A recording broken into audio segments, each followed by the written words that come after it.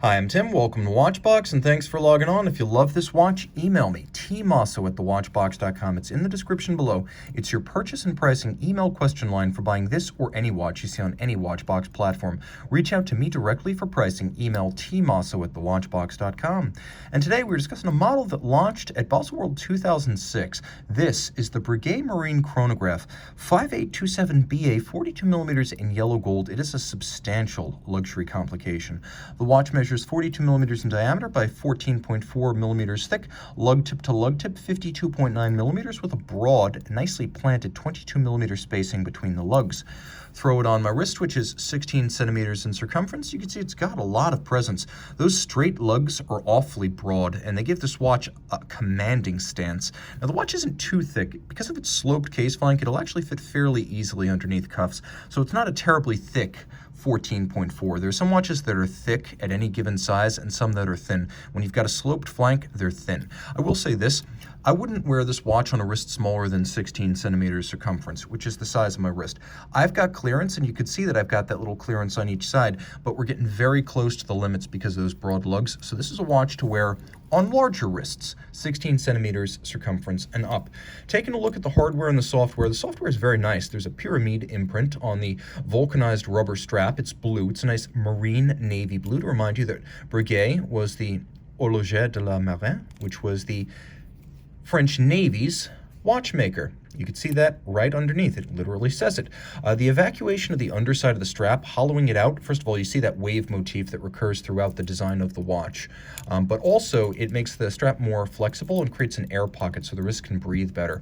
Breguet's taking no chances. It's using screws and bars to fix the strap to the case, so unlike a spring bar, it can't easily come undone. It's a more expensive way, but a more secure way to build a large, heavy, and expensive sports watch. You can also see that the strap is designed to conform to the case, so there's no daylight between strap and case.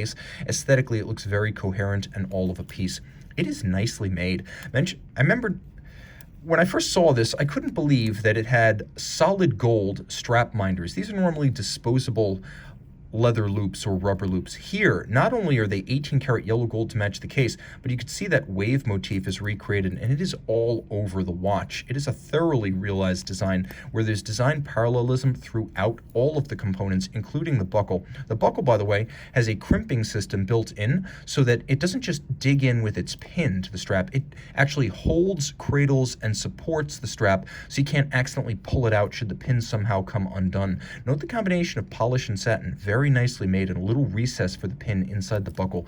Attention to detail here is delicious. You can see that the lugs have been welded on.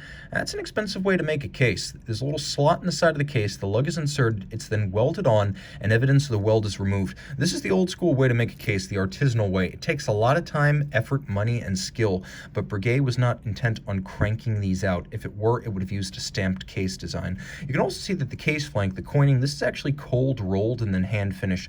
So that coining itself is an element of artisanal finish. There's a sort of double gadroon, double dome to the bezel that gives way to a dial that is actually solid gold and then cut with this guilloche pattern. A quick note about the crown side. Again, you see that wave motif. These are the chronograph pushers, and note the watch is a flyback chronograph, so they have that lovely wave undulation, and then there is a screw-down crown, and all of this is 100 meters water resistant.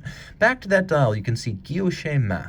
Well, that's kind of important because hand guilloche is still done with a lathe, but the lathe is programmed using cams and then guided by hand to create a pattern that the guillocheur typically draws first before recreating it on a metal template. So this is a solid gold dial. It's then galvanized to create this silver white color you see. The printing is in blue, royal blue, Bourbon blue, and you'll appreciate that because it uses a Lemania 1350 base caliber, it has a radial minutes indicator, so it's 60 minutes, and there's a hand that indicates it. So most chronographs only have a 30-minute indicator, and it's a tiny sub-register. You get a large, easily read 60-minute hand that goes all the way around. You have chronograph hours, you have constant seconds, you have a blue on silver date disc, which is wonderful. There is a quick set for the date. Again, you have a flyback chronograph complication, and then you have a set of fired blue Breguet hands. You can see that they are Breguet style hands. They are loomed. There will be a loom shot for this watch because it is, after all, a sports watch. I'm going to reset my chronograph because on these Lemania 1350s, you don't want to adjust the watch while a chronograph is running. It's one of the idiosyncrasies of this 70s era chronograph caliber. But the watch also includes lume on the dial. You can also see that the numerals are applique and fired steel. So they might look printed at first glance, but they're actually applied. They're fired steel just like the hands. The movement is a tough and workman-like old thing, but it's been embellished with a number of upscale elements, starting with another guilloche piece. You can see this lovely shell motif on the winding mass, which is solid gold. So guilloche on the dial, guilloche on the rotor. Automatic winding, 48-hour power reserve, 8 beats per second is the rate. It pivots on 24 joules. It features the flyback chronograph capability, and it is a cam and lateral clutch chronograph. And one of my favorite features here is if you actually look at some of the chronograph components, you can see that they've actually been satinated on their top and beveled on their edge. So Breguet has made some changes to embellish this movement with a higher grade of finish than, say, if you were buying a Omega with a Lamagna movement based on the same caliber in the 70s. 48-hour power reserve, you've got that 4 hertz beat rate, nicely made, very tough, cam lateral clutch, so it's a lot more shock tolerant than previous column wheel movements. It's not as artisanal, and I'm not going to pretend it's as handmade or hand-tuned as a column wheel chronograph, but it is a very tough arrangement, and this is a full-service sports watch. Reach out to Team Mosso at thewatchbox.com for purchase and pricing details. We're back with that nicely loomed Breguet Marine by night.